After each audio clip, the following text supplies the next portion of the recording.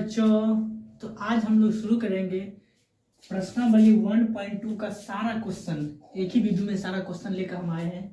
हम 1.1 का सारा क्वेश्चन भी बता चुके हैं और 1.2 का कॉन्सेप्ट भी बता चुके हैं। इस वीडियो में हम लोग 1.2 का सारा क्वेश्चन लेकर आए हैं, तो आप लोग बने रहिए। ठीक है, क्वेश्चन है निम्नलिखित। देखिए इस साइड में आपको क्वेश्चन दिख रहा होगा, वैसे हम लिख भी दिए हैं। निम्नलिखित में से कौन से रिक्त समुच्चय के उदाहरण है? बोल रहा है निम्नलिखित में से, नीचे दिया गया है उसमें से कौन रिक्त समूह से बताना है। ठीक है, रिक्त मतलब वो होता है जिसमें कोई भी अवयव ना हो, उसे हम रिक्त समूह कहते हैं। वैसा से जिसमें कोई भी अवयव ना हो उसे हम रिक्त समूह कहते हैं। देखिए क्या है, 2 से भाज्य विषम प्राकृत संख्याओं का संग्रह। बोला है 2 से भाज्य विषम प्राकृतिक संख्याओं का संग्रह। ऐसा कोई भी विषम संख्या नहीं होगा जो 2 से भाज्य होगा, इसलिए क्या है, ये रिक्त समुच्चय है। लिख देंगे रिक्त समुच्चय।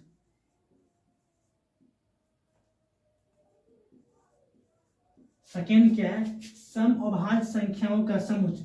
बोल रहा है सम अभाज्य संख्या क्या है, देखो 2 एक एकलौता है जो सम रहते हुए अभाज्य है।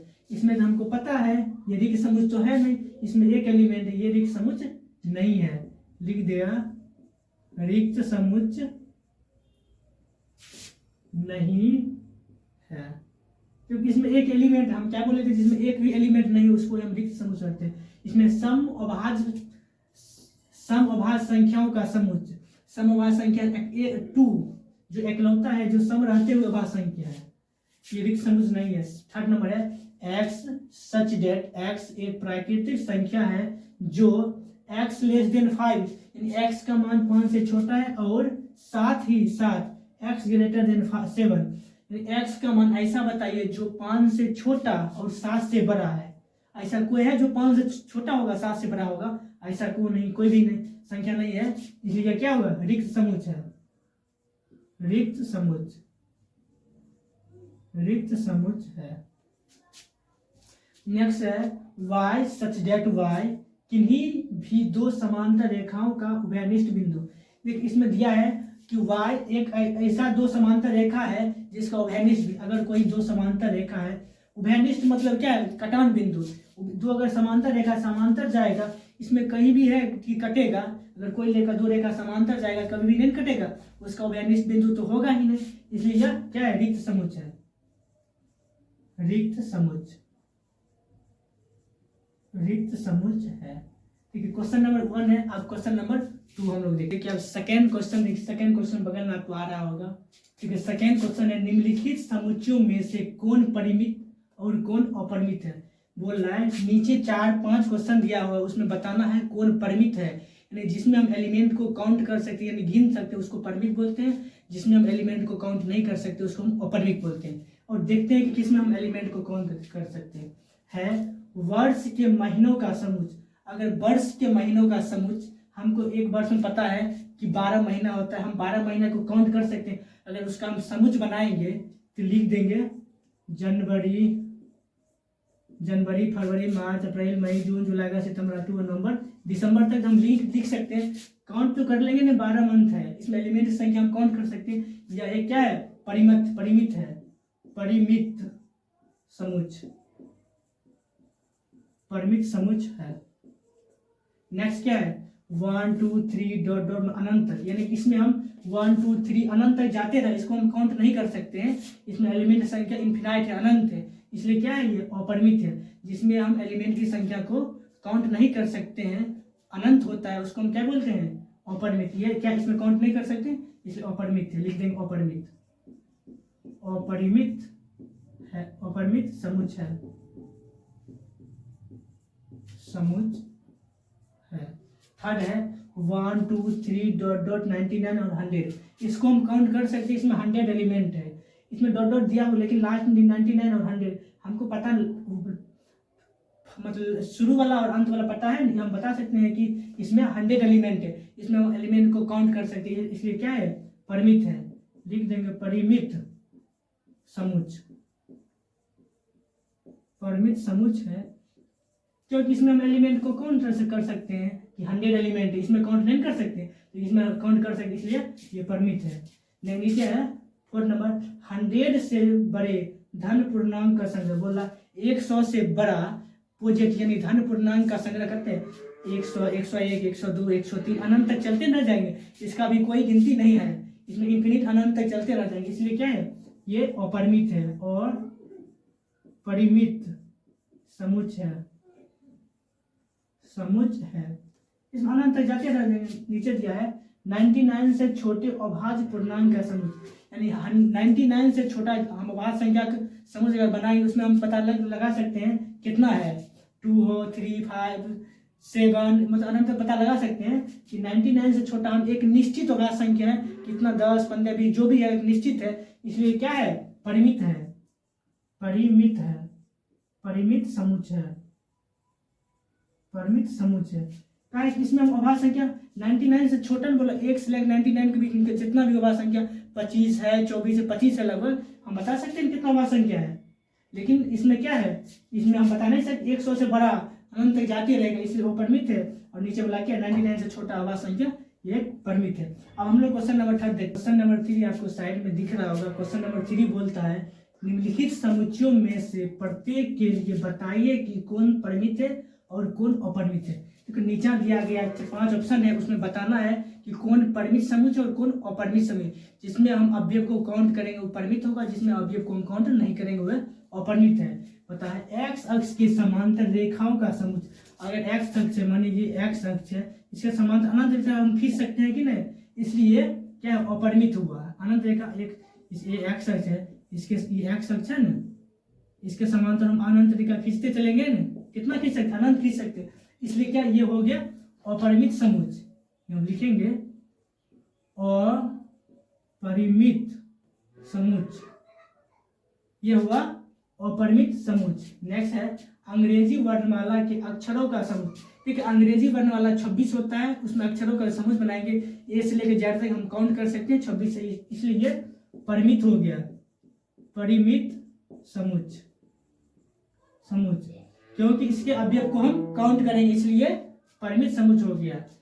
3rd नंबर है उन संख्याओं का समुच्चय बनाइए जो 5 के गुणज है। ठीक है, उन संख्याओं का समुच्चय बनाना है जो 5 का गुणज है, यानी 5 का गुणज का मतलब होगा उसमें 5 का टेबल लिखना है। अगर हम गुना 5, 10, 15, 20 अनंत आते जाएगा, यानी कि और अनंत तक आते जाएगा, ये क्या है, अपरिमित है। इसमें एलिमेंट की संख्या अनंत हो जाएगा, इसलिए अपरिमित है। लिखिए अपरिमित समुच्चय, ये हुआ अपरिमित समुच्चय। ठीक है, 4 नंबर है पृथ्वी पर रहने वाले जानवरों का समुच्चय। अगर पृथ्वी पर रहने वाले जानवर का हम काउंट करना चाहेंगे तो काउंट कर सकते हैं, निश्चित रूप से काउंट कर सकते हैं। अगर नहीं करना चाहे इसलिए नहीं कर सकते, अगर करना चाहेंगे तो हम काउंट कर सकते हैं, इसलिए ये क्या होगा, परिमित होगा, परिमित समुच्चय। लास्ट वाला है क्या, मूल बिंदु 0, 0 से होकर जाने वाले वृत्तों का समुच्चय। अगर मूल बिंदु से जाने वाले अगर वृत्तों का हम समुच्चय बनाएंगे, कितना वृत्त खींच सकते हैं, एक आपको फोटो बना के दिखाते हैं। मानिए एक मूल बिंदु, हम ये क्या है, मूल बिंदु है ना, इस पर से हम कितना खींच सकते हैं, यानी अनंत खींच सकते हैं। मूल बिंदु से होकर बोल रहा है, मूल बिंदु से होकर जाने वाले वृत्तों की समुच्चय अनंत हो सकता है, इसलिए ये क्या है, अपरिमित समुच्चय, इसलिए अपरिमित हुआ, अपरिमित समुच्चय, ये हो गया अपरिमित से। क्योंकि पृथ्वी अब मूल बिंदु से 0 से होकर जाने वाले वृत्तों की संख्या अनंत होगा, इसलिए अपरिमित हुआ। अब क्वेश्चन नंबर 4 हम लोग देखते हैं। क्वेश्चन नंबर 4 आपको यहाँ पर शो कर रहा होगा। क्वेश्चन नंबर 4 है निम्नलिखित में से बताइए कि ए बराबर बी है अथवा नहीं। इसमें ए और बी का मान दिया है, उसमें बताना है कि कौन ए और बी बराबर है, यानी समान समुच्चय कौन है। देखिए, ए का प्रत्येक अवयव अगर बी में हो और बी का प्रत्येक अवयव ए में हो, उसे हम समान समुच्चय करते हैं। देखिए, ए में क्या है, ए है, इसमें ए है, ठीक है, बी है, सी है, डी है, यानी दोनों बराबर है। हम यहाँ लिख सकते हैं ए बराबर बी, दोनों बराबर है। और इसमें देखिए 4, 8, 12 इसमें नहीं है, इसका अभी इसमें नहीं मिल रहा है, 12 नहीं मिल रहा है, क्योंकि 16 यहाँ भी है यहाँ भी है, लेकिन 12 नहीं है, तो हम लिख देंगे ए बराबर नहीं है बी का, दोनों बराबर नहीं है। देखो थर्ड नंबर क्या है, 2 यहाँ है, नीचे दिया है यहाँ है, ये क्या समुच्चय निर्माण रूप में, इसको पहले हम रोस्टर रूप में कन्वर्ट करेंगे। बोल रहा एक्स सच दैट एक्स सम धन पूर्णांक है और एक्स का मान 10 से छोटा है। बोला 10 और 10 से छोटा है, सम धन पूर्णांक क्या है, अगर हम रोस्टर रूप को चेंज करेंगे, सम धन पूर्णांक 2 4 6 8 और 10 अब इसीलिए बोला लेस देन इक्वल टू 10। देखो 2 4 6 8 10 ये दोनों बराबर है, इसलिए ए और बी बराबर हो। इसको हम लिख सकते हैं ए बराबर बी, काहे कि ए का प्रत्येक अवयव बी में है और बी का प्रत्येक अवयव ए में है, इसलिए दोनों समुच्चय इक्वल है, इसलिए हम ए बराबर बी लिखते हैं। नेक्स्ट क्या है, एक्स सच दैट एक्स संख्या 10 का एक गुणज है। देखिए 10 का गुणज हम लोग निकालेंगे, क्या होगा 10 20 30 40 यानी आते रहेगा, और ए का ये हुआ, ये ए बराबर होगा। देखो बी बराबर क्या होगा, बी बराबर क्या होगा 10 15 क्या होगा 20 25, यही बी का यही ना, बी तो यही है। देखिए यहाँ 10 है, यहाँ 10 मिल गया, यहाँ 20 है, यहाँ लेकिन 15 है, दोनों तो बराबर नहीं है, इसलिए ए का प्रत्येक अवयव बी में नहीं है और बी का प्रत्येक अवयव ए में नहीं है, इसलिए दोनों बराबर नहीं है, इसलिए ए बराबर नहीं है बी लिख देंगे। लगभग क्वेश्चन नंबर 4 आप लोग को क्लियर में समझ आया होगा। अब क्वेश्चन नंबर 5 हम लोग देखते हैं। क्वेश्चन नंबर 5 आपको यहाँ पर शो कर रहा होगा। क्वेश्चन बोल रहा है क्या निम्नलिखित समुच्चय युग्म समान है, कारण बताएं। बोल रहा है निम्नलिखित में दिया गया समुच्चय दो ए और बी का मान दिया है, दोनों समान है या नहीं है, नहीं समान है क्यों नहीं समान है, और समान है तो क्यों समान है, कारण बताने के लिए। देखिए ए बराबर है 2 और 3 और बी बराबर है एक्स सच दैट एक्स, समीकरण x square plus 5x plus 6 बराबर 0 का एक हल है। इसको हल करने के बाद क्या अगर 2 और 3 आ जाएगा, इसका मतलब दोनों सेट समान है, इसको हम हल करते हैं। X square plus 5x plus 6 लिखा हुआ है बराबर 0 दिया हुआ है।